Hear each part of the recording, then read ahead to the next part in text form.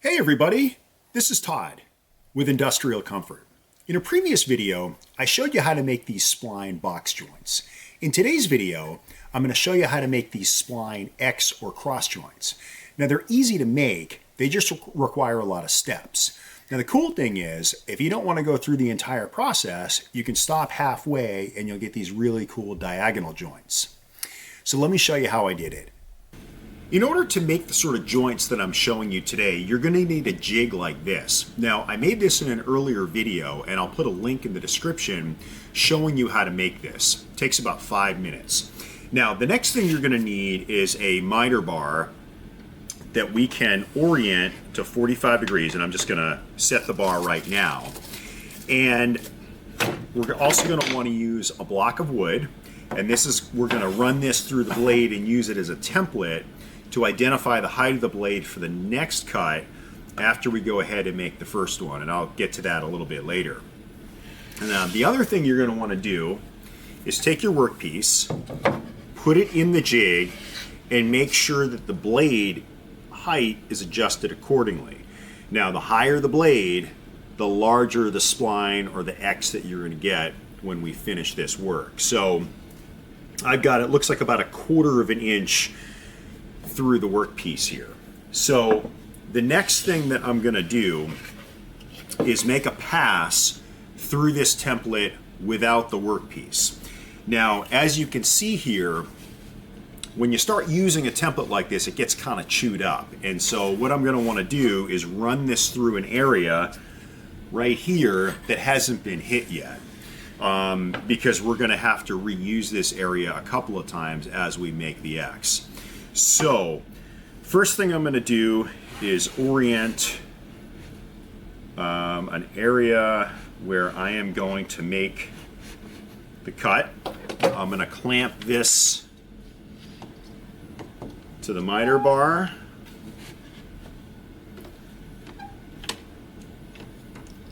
And we will go ahead and make the first cut. Then we'll come back, I'll use the scrap wood to make a second cut so that we have this jig to determine the height of our blade.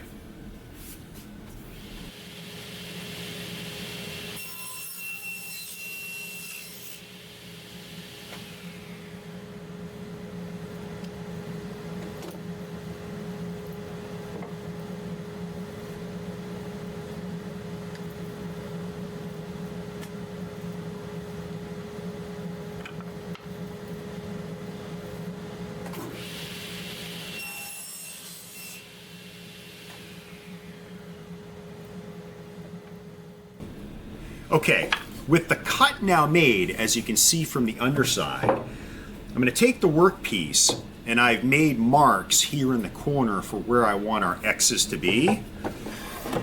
I'm just going to flip this over and I am going to orient the mark that I've made to the center of the cut. Okay? Then what I'm going to do is clamp the workpiece to the jig. Okay. I'm then going to set this back to 45 degrees.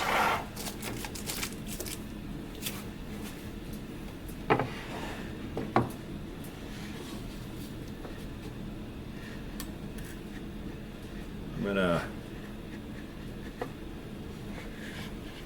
get this repositioned.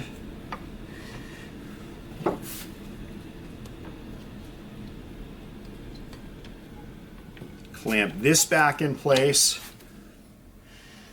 and we'll make our first cut.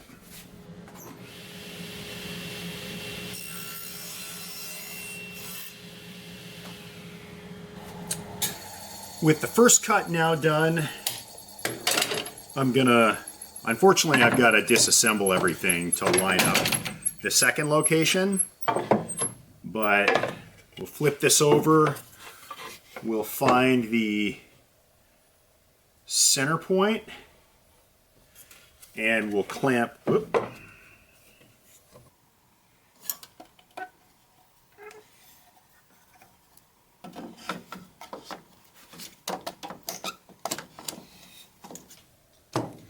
We'll clamp this back in place, orienting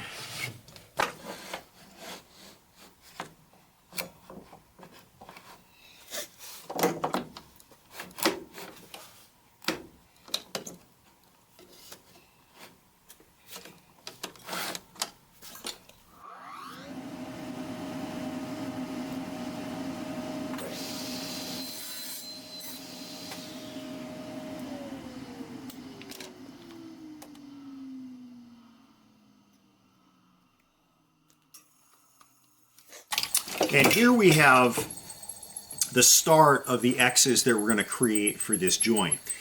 Now, I'm going to segment, or segue I should say, into a clip from an earlier video showing you how to cut the splines. I'm now going to take this over to the workbench and glue them in. Now, cutting the splines is really straightforward.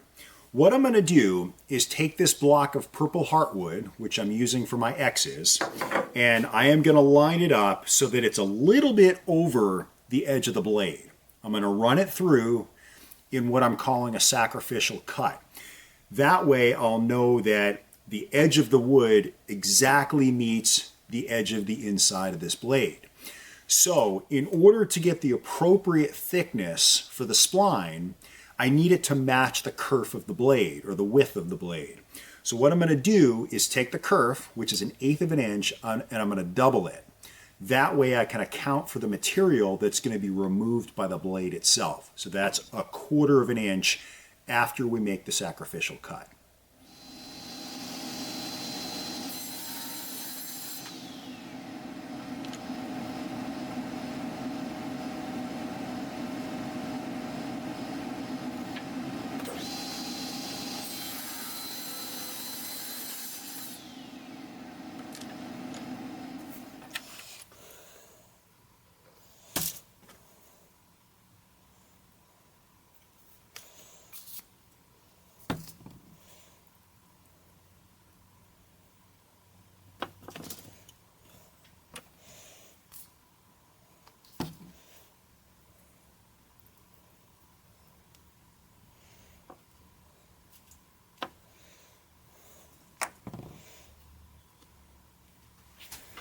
With the glue now dried on these splines, I'm going to take them over to the bandsaw, and you can use a handsaw, you can use a jigsaw, a bandsaw, whatever you have that's convenient.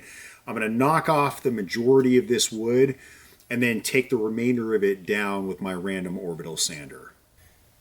So I've sanded down all the extra material, and as you can see, the slanted splines are actually a pretty cool joint. I mean, I could leave it like this, but the point of the video was to show you how to make the X joints. So I'm going to continue the process. I'm just going to reverse the process on the opposite 45-degree angle, and I'll show you how we're going to finish it up. Okay, so I have my setup on the opposite 45-degree angle to make the crosscut. Now, earlier we cut a piece of scrap wood to denote the height of the blade. So I'm going to lower the blade first, and then I'm going to use this so that we can gauge the height once we need to raise it again. But essentially what I need to do now is position this X in the center of the opening for the blade. That way we'll get the correct position with respect to the crosscut. So I am going to use this piece of scrap wood to create a break so that I know exactly where to reposition this template, or the jig, because I need to lift this up and I need to reposition this piece of wood where we're going to make the crosscut, because I need to orient the workpiece in the exact position so that the blade passes straight through the center. Now, I don't know if you can see it, but you should be able to see the previous joint that we cut. And when we cut the new joint, it'll bisect directly in the middle. So we'll go ahead,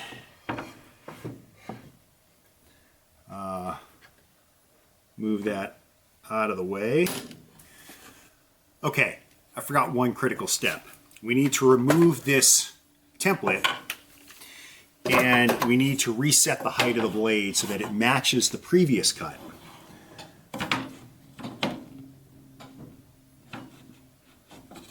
Now we can make our crosscut.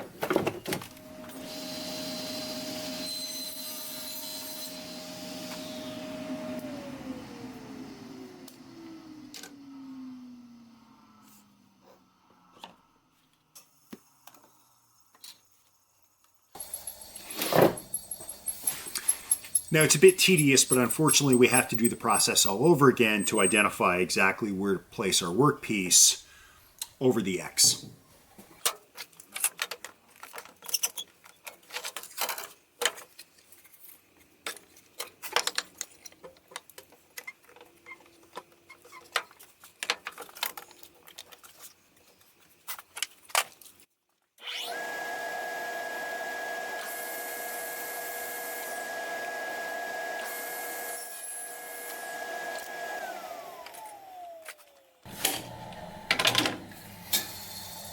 Okay, we've got our X's cut. All we need to do now is put in the other splines, glue those in, and then we'll be done once we sand those down. Now I'm simply going to glue in the next set of splines to complete the X.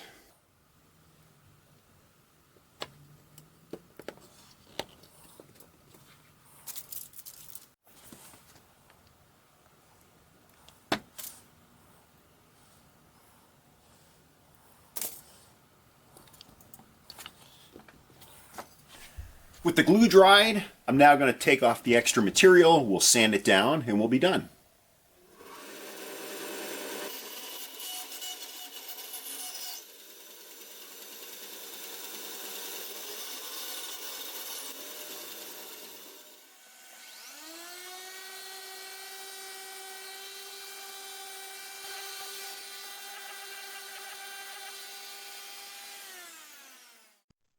And that's how you make an X joint to dress up your box corners.